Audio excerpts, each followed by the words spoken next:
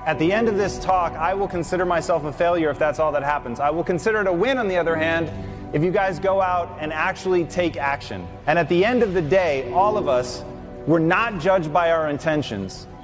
We are judged by what we actually accomplish. And your accomplishments are going to be entirely determined by what you actually do. When you're willing to put in the work, when you're willing to take control of your environment and put yourself through the stressors required for adaptation, you literally can become anything. And my life is proof of that. But what I began to understand is that I could harness that ability to adapt, that we can learn in any direction. Nature has to make a choice with any species. Option number one, pre-program everything. Think of a horse. When a horse is born, it comes out, it can already run, jump, take care of itself. And then option two, be built for maximum flexibility. Be able to adapt to your environment.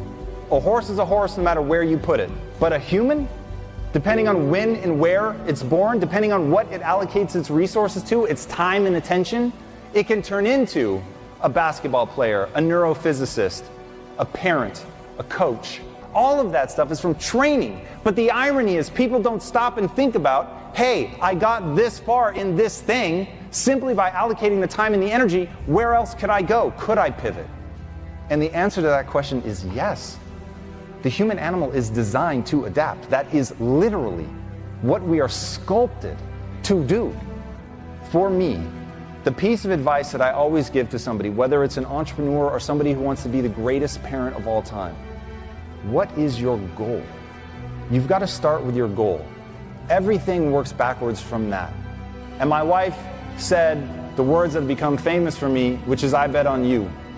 What my wife was betting on wasn't that I already knew how to do what they wanted me to do, because she knew I didn't. What she was betting on in me is the same thing that each and every one of you have, which is the ability to learn. And so I went into it knowing I was not the right person, and I learned a really powerful lesson that I want you guys all to think about right now.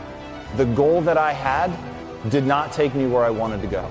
I was living the cliche of money can't buy happiness. And I began to realize the game we're all playing, it's not success. It's not money. It's brain chemistry. To sum it up, the only thing in this life that matters is what you think about in your most quiet moments about yourself when you're all alone and the only thing you have are your thoughts. If in that moment, regardless of your worldly success, you feel good about who you are, you feel good about what you've done and how you've touched other people's lives, you feel good about what you're striving for and trying to accomplish, you feel good that in the times when it got hard, if it mattered to you, you pushed through. That matters. That matters a lot, but the money doesn't matter. You've got to know why you're doing what you're doing. Like, it is so easy to get lost in the day-to-day grind of what you do, what any of us do. But if at the core driving you is a deep and unending why for what you're doing, you've got something. Now you've got a chance to transcend what you're doing. And the way that happens is very tactical. You're going to have the energy that you need to fight through. People always ask me how I generate energy. There's two ways. Number one, take care of your body. There's just no way around that. And the second thing is you need to be excited about the future that you're trying to create. And when I went in and quit, even though I had millions of dollars in equity and I was making more than I'd ever made, I quit because I didn't have a why. I didn't have anything that gave me the energy to keep pushing. I didn't have excitement for what I was doing anymore.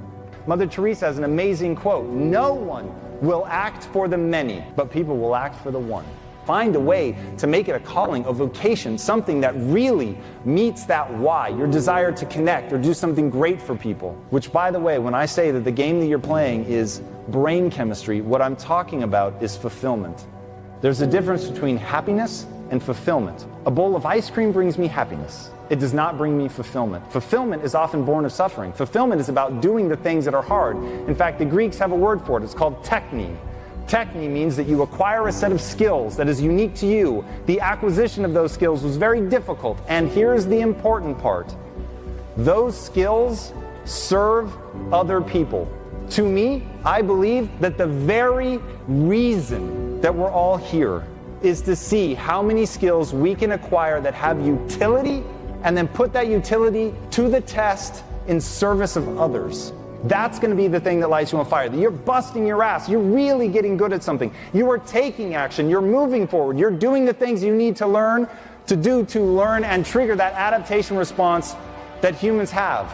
You're putting yourself under the stress. You've identified a goal. You're working your way backwards to where you are today. And that's the key. It's what I call minding the gap.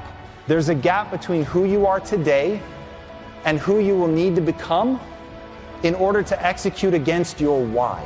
That thing in you that's burning, that you really care about enough to get across the finish line, that you care about enough to keep doing even when it's making your hands cramp closed, that you care about enough even when you've got to come in and work between rival gang members. It's the thing that you care about enough that you really will work so hard that the rival gang members fall in line behind you because you're leading by example. I'm going to show up and outwork everybody. I'm going to be the first one here. I'm going to be the last one to leave, and believing you can make it a reality. But the only way to make it a reality is to put in the work.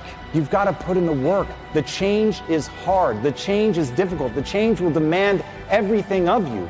But man, if inside you really believe in what you're doing, you really see how you can get to that goal that you want, if you really see how you can serve other people doing what you do with this skill set that you've worked your ass off to acquire, then you can actually make change in people's lives. And that's what motivates me. Getting the skills has real world implications. It took me from scrounging in my couch cushions to find enough change to put gas in my car to building a $1 billion business. It is absolutely limitless what you can accomplish. Now think about that. If that's really true, if what I just said is true, that human potential is limitless, then how you spend your time becomes a spiritual consideration. If you're going to show how much somebody in your position can influence other people's lives, if you're going to show people the power of what you do, if you're going to show people the depths to which you can touch another human's life, if you've seen the look on somebody's face who has been transformed by what you've done by them, to see them transform their vision of themselves and to watch them before your eyes go from believing that they can't do something